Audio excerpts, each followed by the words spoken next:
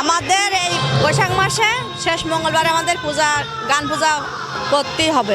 আর আমরা এটা বলতে পারি না যে কি কারণে এই পুজোটা করা হচ্ছে, কেউ বলতে পারে না। পূজা হয় রাত্রে 12টার পরে, সকালে প্রসাদ ছড়ানো হয়, বাতাসা ছড়ানো হয়, সেগুলো গ্রামের লোক কুটুম্ব সবাই এসে এগুলো কুড়ায়।